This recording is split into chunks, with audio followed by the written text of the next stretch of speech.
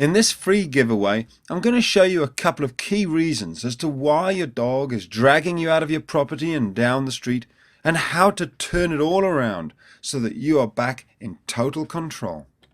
As you're going to see, the amazing thing about this method is that I use absolutely no force or fear or aggression. I don't even need to correct this dog, and yet she'll stop pulling of her own free will.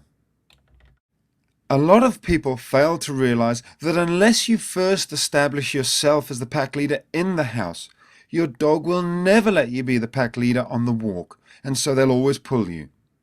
Becoming the pack leader is something I explain step by step by implementing the 5 golden rules that are inside the pack leader section of this video-based website. It's something that's so fundamental to stopping your dog from pulling you down the street.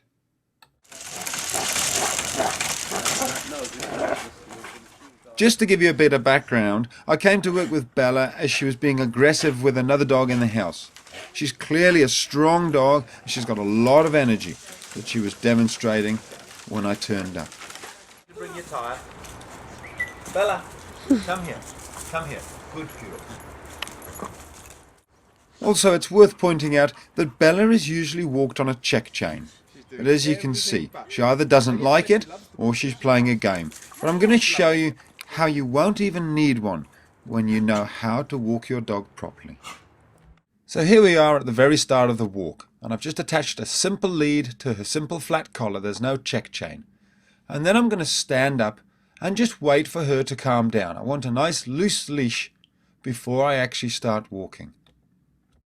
The biggest mistake that people make when setting off is that they lose control before they even get off their property. If your dog is doing backflips and barking and jumping up when you pick the lead up, you must wait until your dog has calmed down. If your dog refuses to calm down, then you can take the lead off, put it away, and try a little bit later.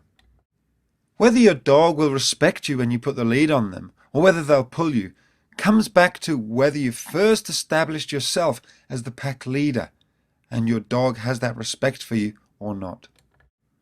Here I am with Bella just walking around the garden. I'm making sure she's on a really loose leash. I'm only taking a step forward when she's calm and relaxed. And then I'm doing something called stop, start and change direction, which is as exactly as it sounds. I'm using the objects and furniture that are left in the garden here to block Bella, to make sure that she can't push past me. And then as I keep her on the same side, I turn her around and walk back again. I continue with these exercises until we're ready to move closer to the gate. Here we are, we've actually reached the gate, and of course Bella tries to push through. So I open it and I move straight away from it. I walk her away. Taking control of the situation like this is very convincing to the dog. It shows her that even though the gate's open, I'm still in charge. And as you can see, it's these simple techniques which set me up in the position that I'm in now to be able to walk her out of the property. All the groundwork that we've put in means that we've got a far calmer dog when we actually leave the property.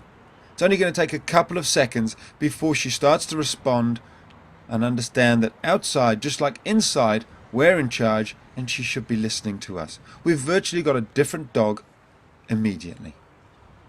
Just to remind you, here's Bella a short while earlier with her owner, and here she is now.